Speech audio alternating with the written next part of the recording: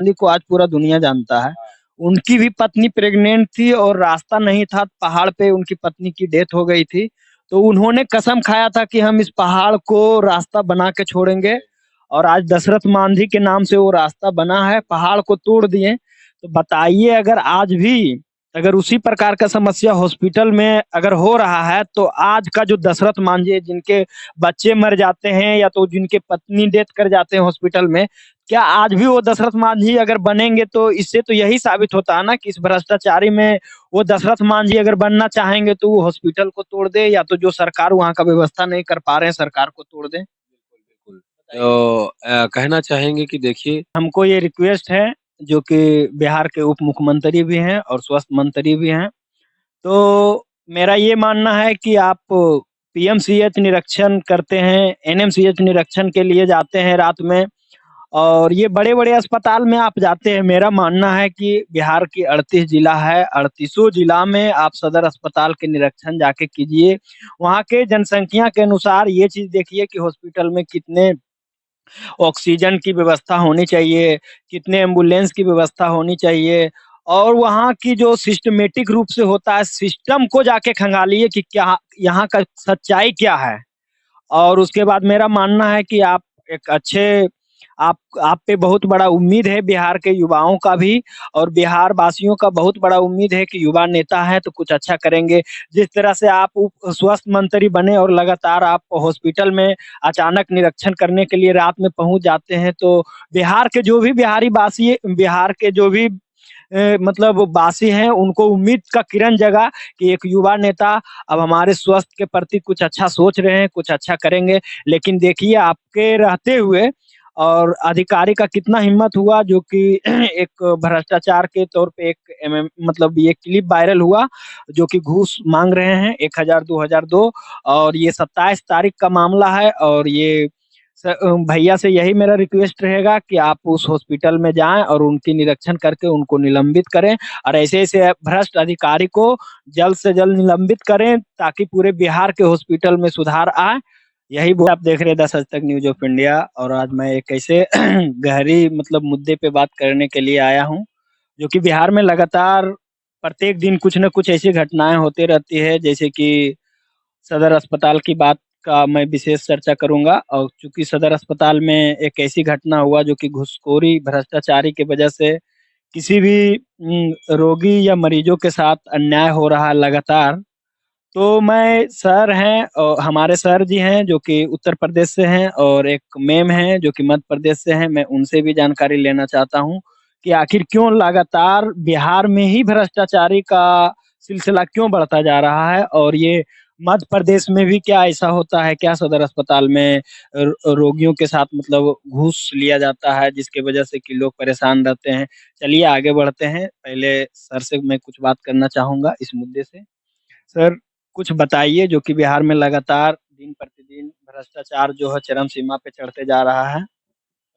देखिए राम जी आपको बताना चाहते हैं कि भ्रष्टाचार की जहाँ बात है, तो भ्रष्टाचार तो पूरे इंडिया में हो रहा है। जी सर। तो और रही बात बिहार की, तो इसके पहले मैं अभी आपने जब चर्चा कर दिया है कि सदर हॉस्पिटल में घूसखोरी वाली बात है या जो भी आप मुद्दा लेके आए हों, तो एक लड़की थी जिसका हाथ काटना पड़ा था। हाँ। आपको याद होगा कि सोचिए डॉक्टरों की लापरवाही कह लीजिए या तो कह लीजिए कि कहीं न कहीं वहाँ पे भ्रष्टाचार के कारण ही उस बच्ची का जो जिसकी की शादी मना हाँ, चुकी थी शायद, हाँ, हाँ। है ना? उसके वजह से जानते हैं सर उस लड़की को लड़का शादी करने से इनकार कर दिया। इनकार कर दिया। सोचिए एक सुंदर सुशील लड़की अच्छी लड़की जो कि केवल और केवल हाथ कटने की वजह से और वो उसका कारण कौन है? डॉक्टर हैं।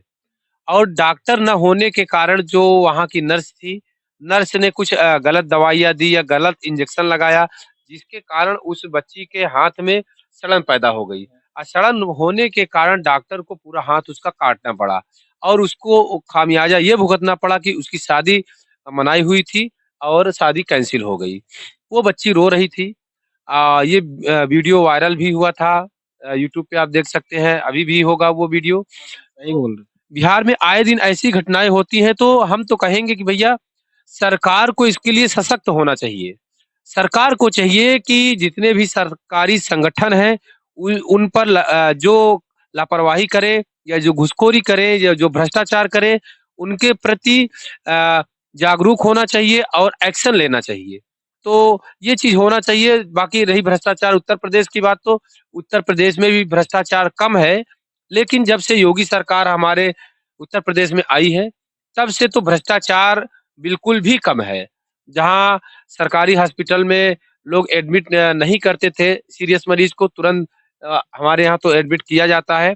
ऐसी स्थिति जहाँ जैसा कि आप बता रहे हैं, ऐसा तो नहीं है। नहीं, जानते हैं सर, बिहार में लगातार 75 साल हो गया देश को, आज़ादी को, लेकिन अभी भी हर डिपार्टमेंट में सरकारी जो भी है, सरकारी स्कूल, कॉलेज, ब्लॉक, अनेक ही सरकारी स्थानों में भ्रष्टाचार चरम सीमा पे है सर। ये 27 तारीख का मामला है, जो कि एक महिला अपने बच्चे को जिंदगी और मौत से खेलते हुए सदर अस्पताल में आई।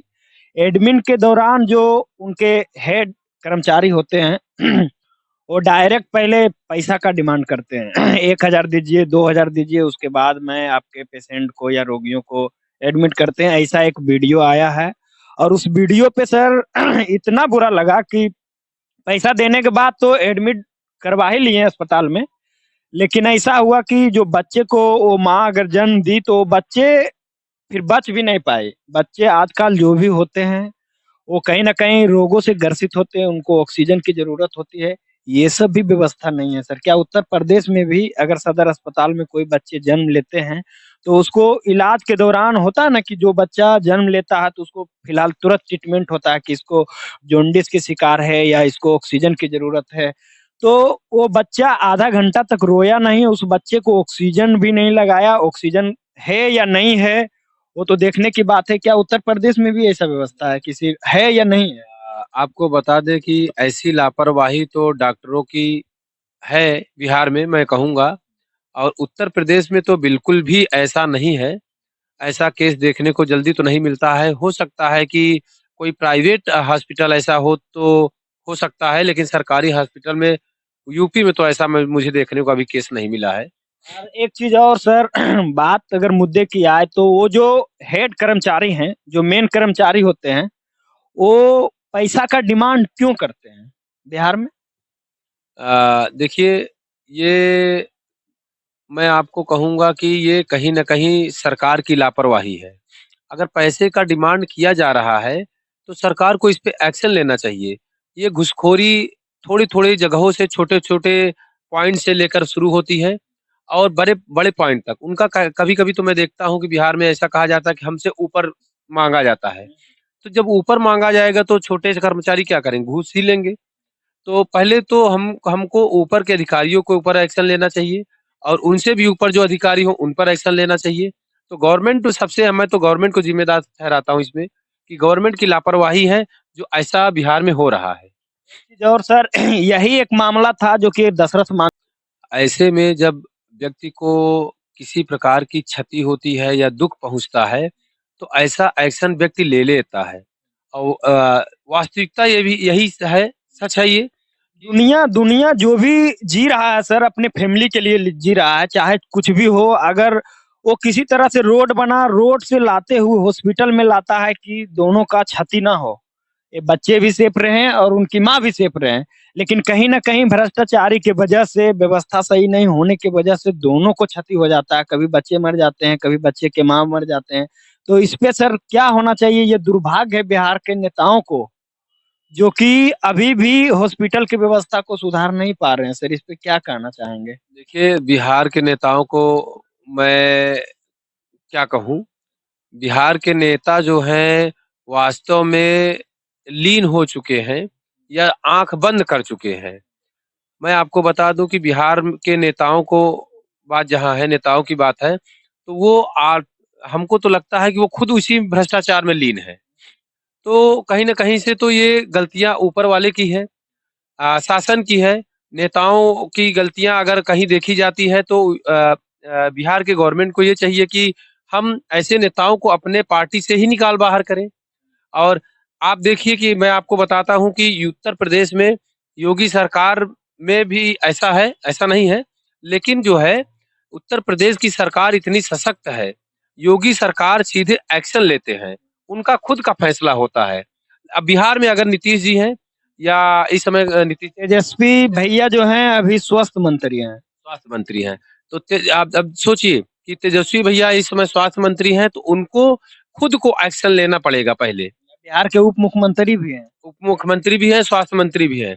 तो अब ऐसे केस अगर देखते हैं 1-2 बार, अगर तेजस्वी यादव जी से मैं कहूँगा कि अगर ऐसे केस देखते हैं तो सीधे उन वैसे वैसे अधिकारी को सर वही चीज, ऐसे अधिकारियों को ही निलंबित कर दें, ऐसे अधिकारियों के खिलाफ कड़ी से कड़ी कार्रवाई करें, तो दोबारा कोई सरकारी हॉस्पिटल का कर्मचारी ऐसा करने से डरेगा। 100 बार सोचेगा कि एक बार लखीसराय की ऐसी घटना हुई थी जो कि कर्मचारी का वीडियो और क्लिप वायरल हो गया था घूस लेते हुए, हो रहा थी गलत बात है तो कम से कम हमारे यहाँ एमपी में तो होता है, ऐसा नहीं है कि नहीं होता है। सरकारी हॉस्पिटल में काफ़ी महिलाएं ऐसे हैं जो बेचारी भाग रही हैं, एडमिशन नहीं करते हैं और सिर्फ नहीं करते डॉक्टर की कमी के कारण। डॉक्टर क्या है अच्छे से मैनेज ही नहीं कर पाता। पता चला डिलीवरी होने वाली है और उसी समय डॉक्टर गोल, जब गोल तो बच्चा की मौत और माँ की भी मौत। तो ये तो गलत है। हर महिला तो महिला है, सब महिला के लिए भाई एक ही समान होता है। मैं भी महिला हूँ एक, मेरे साथ भी ऐसे घटना कल के लिए घट सकती है, तो ये नहीं होना चाहिए। बाकी बिहार के बारे में तो मुझे ज़्यादा नॉलेज नहीं है, पर एमपी भी मेरे होता है, हर जगह होता है ऐसा। अगर मान लिया जाए इस तरह से होता है बिहार में जैसा कि एक क्लिप वायरल हुआ है और अगर कोई करप्शन करते अधिकारी अगर पकड़ा जाते हैं भ्रष्टाचारी करते हुए तो उस पे आप क्या बोलिएगा? मतलब उन उन अधिकारी को क्या मतलब सजा होना चाहिए, सस्पेंडेड होना चाहिए या नहीं होना? उनको तो सज़ा होना चाहिए, ये तो गलत है, क्योंकि भाई शासन किस लिए पैसा दे रहा है? इसीलिए ना दे रहा है कि कल के लिए भाई नर्सिंग अगर कोई किया है या हेड है, तो उसको इसीलिए पैसा 40,000 70,000 उनकी वेतन रहती है, आम जनताओं से लेते हैं, तो ये तो गलत है, कोई भी होगा, तो ये तो गलत है, मैं तो इसको बिल्कुल ही नहीं मान सकती हूँ, क्योंकि मैं भी अगर गवर्नमेंट होती, अगर कल ऐसा होता तो मेरे को भी ऐसे निकाल दिया जाता और निकालना भी चाहिए ऐसे महिलाओं को। क्योंकि गलत है। तो जैसे कि एक सरकार जो बड़े-बड़े वादे करते रहते हैं कि महिला सशक्तिकरण के लिए ये कर देंगे, वो कर देंगे, तो वैसे सरकार को इस जगह पे चुनौती है कि इस तरह से पूरे हिंदुस्तान के कोई भी सदर अस्पताल हो, ऐसा भ्रष्टाचारी अगर कोई भी अधिकारी हैं, खास करके सदर अस्पताल में और सदर अस्पताल कहीं भी हो, भारत के कोई भी राज्य का हो, तो वहाँ ज़िंदगी और मौत से लोग जूझते हैं, वहाँ पे भ्रष्टाचारी नहीं होना चाहिए। क्या सही बोल रहे हैं या नहीं? बिल्कुल नहीं होना चाहिए, ये तो गलत है। बिल्कुल नहीं होना चाहिए, लेकिन गवर्नमेंट जो हॉस्पिटल है, तो वहाँ तो कतई नहीं होना चाहिए क्योंकि वो भी महिलाओं के लिए। क्योंकि जब माँ एक जन्म देती है, तो उस समय पता नहीं कितने पीड़े सह के और बच्चा का जन्म देती है। उस समय तो बहुत ख़्याल रखना चाहिए और हर जगह है। गवर्नमेंट में तो मेरे भी एमपी में, सतना में मेरे भी वही हालत है। मैं भी वहाँ पे देखी हूँ कई सारे, मैं भी एक कोर्स करी थी। तो उसमें भी काफ़ी महिलाएँ तो बहुत ज़्यादा सबसे ज़्यादा महिलाएँ वो हैं। मैं महिला हूँ, महिला के खिलाफ नहीं जा रही हूँ, बट उनको गलत ही गलत है, क्योंकि महिला का महिला दर्द नहीं समझेगा तो कौन समझेगा?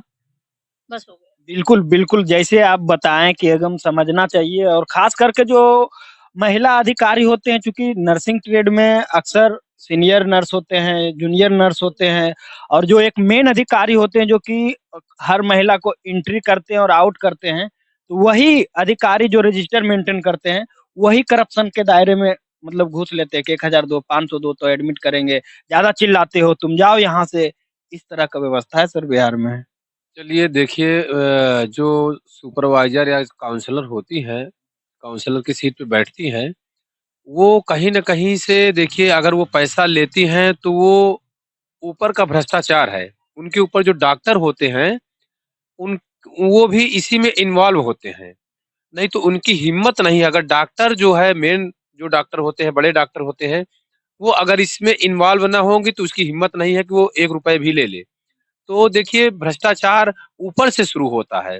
ऊपर से धीरे-धीरे स्टेप बाय स्टेप नीचे आता है और नीचे के लोगों को फँसाया जाता है, तो नीचे के लोग डर के मारे उनका नाम नहीं ले पाते हैं ज़रूर, लेकिन कहीं न कहीं से हमें ऊपर ख़्याल करना चाहिए, ऊपर के अधिकारियों के ऊपर कड़े से कड़े कानून बनाना चाहिए या कार्रवाई करनी चाहिए। सीधे हम तो कहते हैं निलंबित कर दो। और आपके यहाँ जो आप क्लिप की बात कर रहे हैं, अगर ऐसा है तो सीधे-सीधे से जो अधिकारी है या जो काउंसलर है, अगर उसने घूस लेते हुए आपने अभी वीडियो हमको दिखाया तो मैंने उसमें देखा है कि बात कर रही है घूस की। ऐसे अधिकारियों को तुरंत जो है निलंबित कर दें, सस्पेंड कर दें और ख़ास तौर से उससे पूछताछ की जाए कि क्या तुम्हें ये घूस लेने के लिए उकसाया गया है या बड़े अधिकारियों ने कहा है?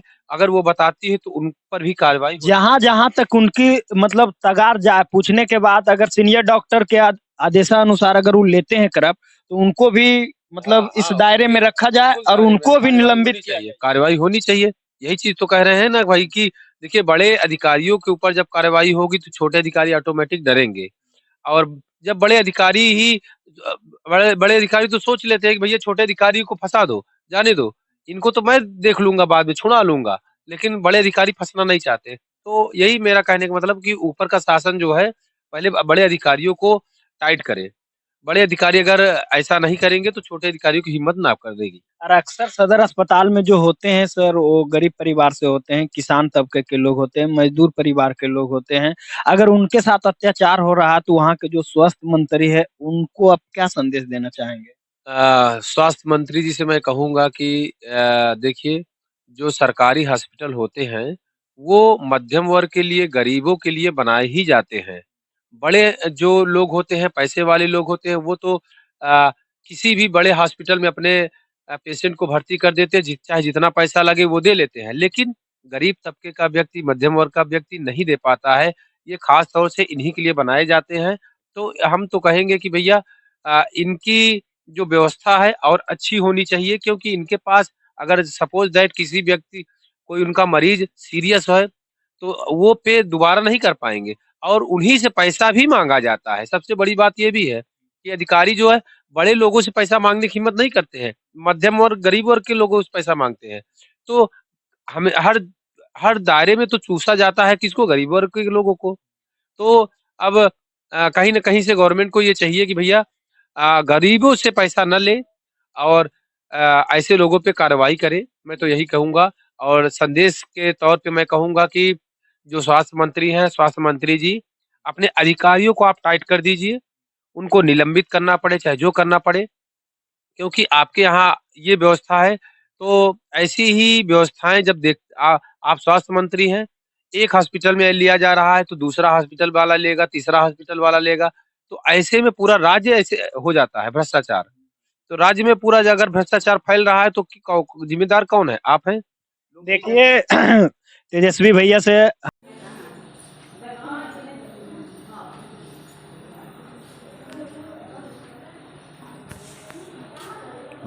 कर तो करते हैं।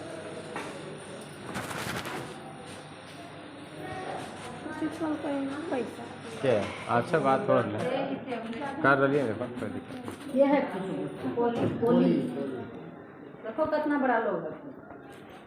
लगो फोन किया नथी ठंडा के मौसम में पहन के ये है तो छोटा नजर में ही हाँ? आदमी के न जैसन रहो नौकर लीलारे चमका है। हाँ। गरीब अमीर के समझ लो। ई नहीं कोई नहीं पहन के थे, नहीं रहो तो लोग पहन ले रहे। कहे के मतलब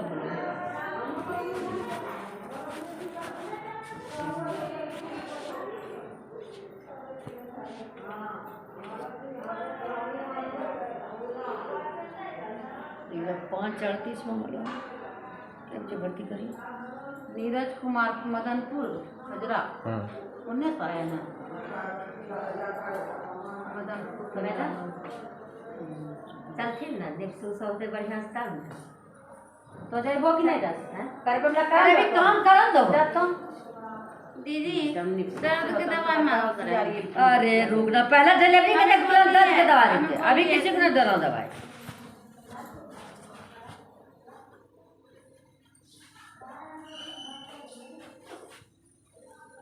मिलन है पहले कर गए होशियार बन गए